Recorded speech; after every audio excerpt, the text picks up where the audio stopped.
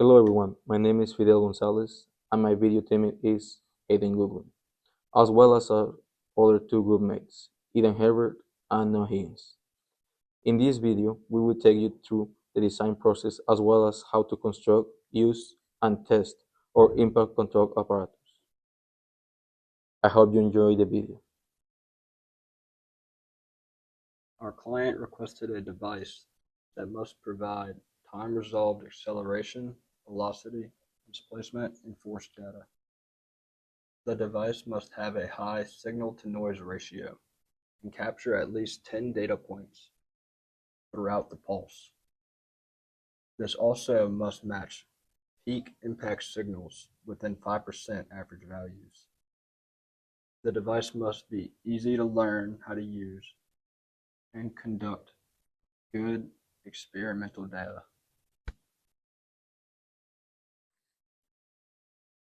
So next, our interpretation of the client request. We came up with many designs that had the same goal of being simple to use while also gathering the needed amount of data points. So this led us to create a device that would meet all the listed requirements while also being simple to operate and understand. Our group came up with 5 designs: freefall, swing, counterweight system, ramp, push. The first one was freefall, where we would drop a box from the staircase 4 feet up with the phone inside to create the impact. The second one was a swing. With a fixed pole and a rope, we would swing the phone to hit the wall. The third one was a counterweight system that would hold the phone in a net, controlling the drop. The fourth was a ramp, where we would pull a floor below the phone, dropping it down the slide to hit the wall. 5 was the push, where we would simply just push the phone off a desk into a catch box. Our second iteration. So due to our concerns with the initial design, we just simply decided to build a new model that wasn't relying on the winding of a rope, but rather in a pulley system. This second model featured a counterweight to allow for more data points before the impact and for more consistency. The only problem that we encountered afterwards was that the actual height of the device wasn't enough for get sufficient data points for the corresponding project. So we ended up ditching this model without actually changing the concept of it, but rather the actual way it was designed, keeping the same concept, but with a different height and different dimensions for the base.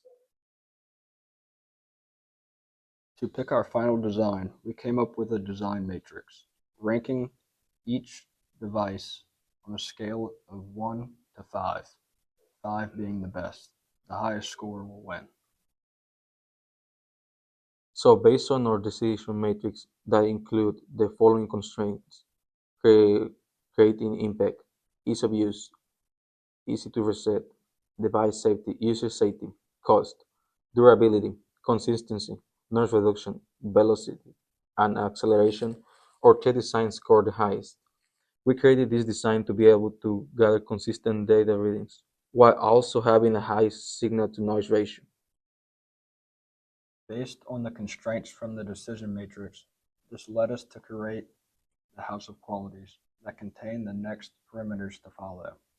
We broke it down into 3 categories: safety, design, and other.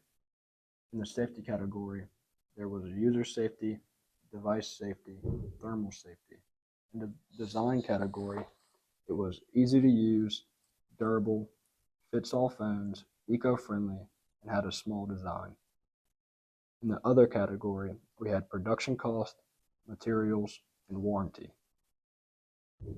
We compared these parameters to the professor, user, manufacturer, buyer, velocity, volume, durability, weight, lifespan, decibels, number of parts, acceleration, cost, ease of use, and force. After we had designed the house of qualities, we worked on the function flowchart. We broke it down into 4 main categories: safety, data recording, ease of use, impact. First, in the safety category, We meant to make sure that the users were safety, so was the environment and the phone. For the data recording, it had to record force, acceleration, the decibels, and at least 10 data points, with consistent data points within 5%. For the ease of use category, it had to be easy to set up, user friendly, and easy to understand. For the impact, it had to control impact, and create consistent impacts.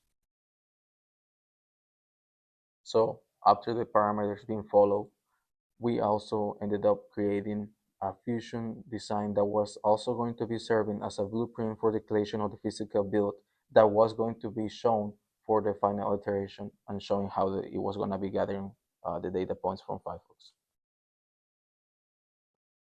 Using the graphs from the test drop, I found that the peak signal acceleration was 35 meters per second squared at 2.3 seconds.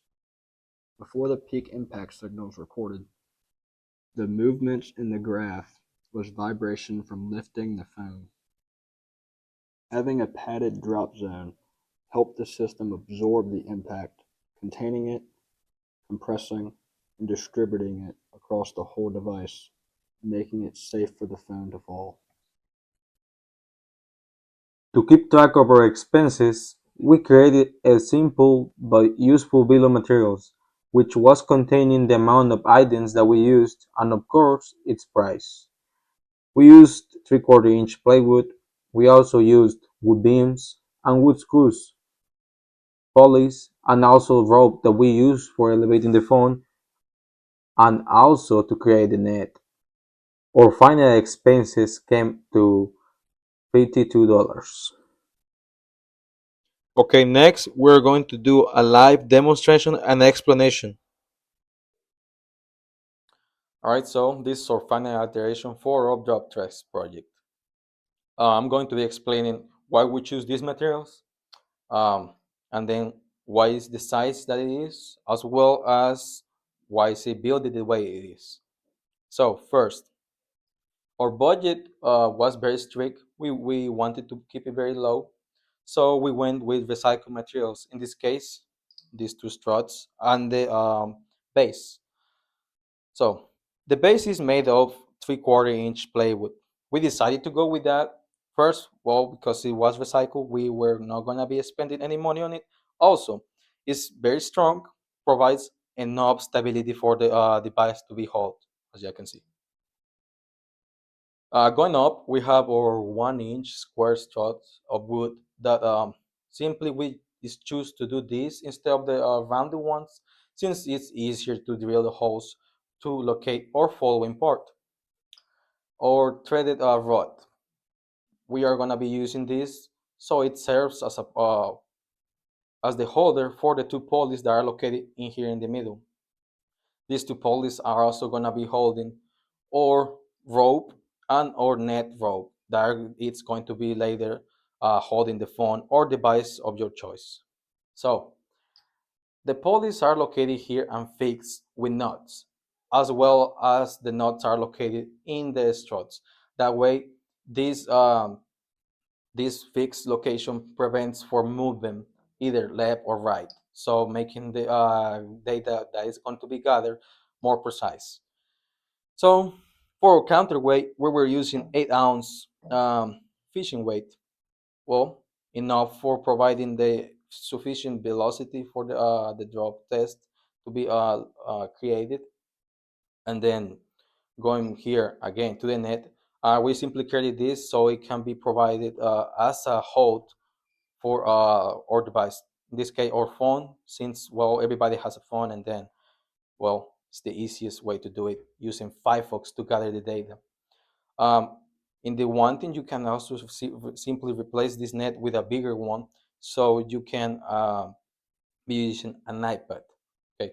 For the height of this, we decided to go with 2 feet, since it's going to be enough for us to gather 10 data points at least. So you can see that we have a phone pad here in the bottom. The reason we put that in there is after doing a couple trials, we noticed that the hardwood of the base, which serves as a structural and base and is very stable, have one fault, which is the noise. The noise reduction that this base was given to our test was none. So we simply added this padding here, which counterested that. Um, and then, well, yeah, I'm about showing how this works. So you simply put your phone, you pull out Firefox in here. Once you have the Firefox, you simply have to open it and then set it up where it's recording the data. Once you have it recorded data, you let it go. That's it. Once it hits the bottom, you stop the data from being recorded, and that will be it. Uh, that's pretty much how this works. Simply and easy to use. Everybody can come and try this out, and then, well, gather the data that they need to. And as well, that was it. So now with the deliverables, I am going to be saying what each of our team members focused the most on the project. Noah, he focused on the final presentation for in person, the flowchart, and the house of quality.